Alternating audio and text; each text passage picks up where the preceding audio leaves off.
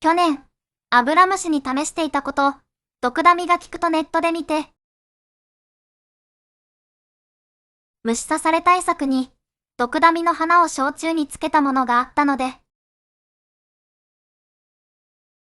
それをスプレーしてみたけど、いまいち効果がなく、木作液、ニームオイルのスプレーもいまいち効かず、毒ダミを木作液につけてみたけど、いまいち。オイル系は、ベタベタでアブラムシは死ぬけど、くっついたままなので、太陽で焦げてそこにあるので、取るのが面倒。去年父の家に植えた、マダム・アルフレッド・キャリエールが地植えして初めての春を迎えて、まだか弱くて、新芽にアブラムシがびっしりついていて、ニームケーキもあまり効かず。そこでふと、野菜作りの本で読んだ、アブラムシには生の毒ダミを野菜の株元に巻くと良い、というのを思い出し、毒ダミを摘んで、びっしりついたつぼみに近づけてみたら、一斉に、ボロボロ落ちていったんです。面白いくらいに。だけど、常に生の葉を巻くのは難しい。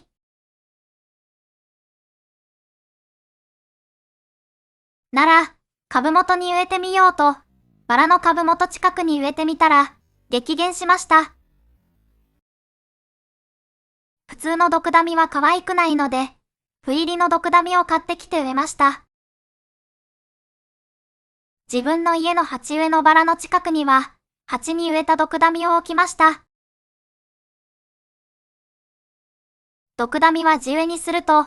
根が地下深くまで行くので、いらなくなった時に、根絶やしにするのが大変なので注意です。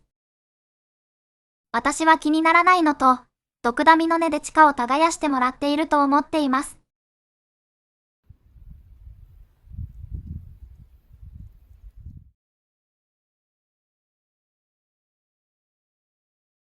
弱い品種のバラの新芽につくことはあるけれど、葉っぱをちぎってアブラムシに近づけると、落ちていくので、落ちたら葉っぱの汁をちょいちょいっと塗っておきます。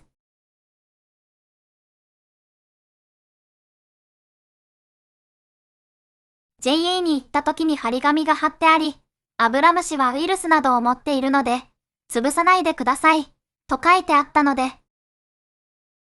ついてから何かするより、つかない環境を作った方が、バラにとっても、自分にとっても、良いことだと思いました。毒ダミが一番よく効くのは、花が咲き出す時のようで、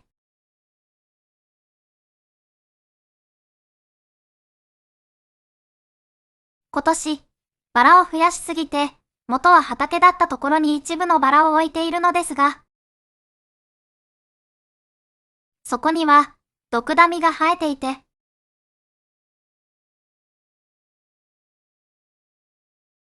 3月に毒ダミが葉を出した頃に、バラにアブラムシがついていたので、葉っぱをちぎり、近づけてもこすってもあまり効き目がなく、他の品種のバラでも、何回か試したけど、去年のようにポロポロ落ちない。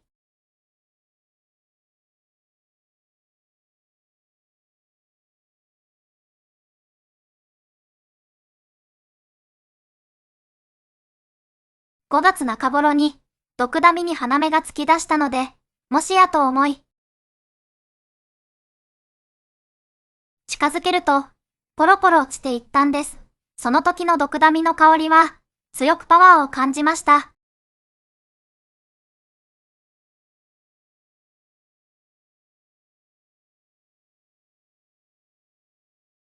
近づけたのは、花ではなく葉っぱなのですが、花が咲く時のエネルギーってやっぱりすごいんだな、と改めて感じました。バラも花が咲く時に、すごくエネルギーを使っていると言いますが、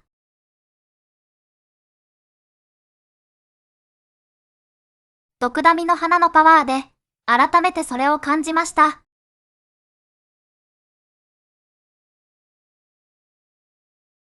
花が咲く時期が一番パワーが強い毒ダミですが、花が咲く時期以外でも、毒ダミを置いてから、アブラムシが不思議とあまりつきません。それでもしつこいアブラムシには、ヨモギやミントやオレガノなど、畜作液につけたのを、スプレーすると、結構良いです。300倍から500倍で、スプレーします。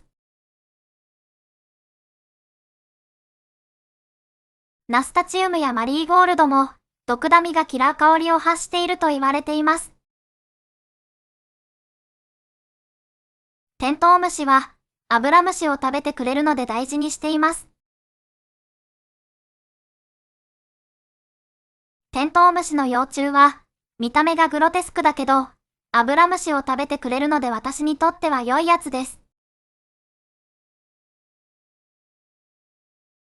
ある日、バラにアブラムシがついていて、近くにテントウムシの幼虫がいるところを見かけました。幼虫はアブラムシを見つけて、近くに寄っていくと、アブラムシは見たことのないような速さで逃げました。すごく近くに行かないと、アブラムシは気づかないようですが、気づいたときは、見たこともないくらい動きが速い。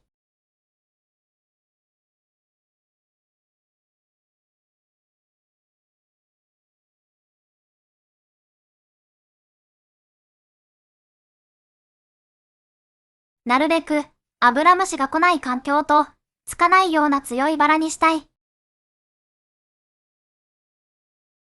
ここから、バラにアブラムシがびっしりついた動画があるので、嫌いな方はここでストップしてください。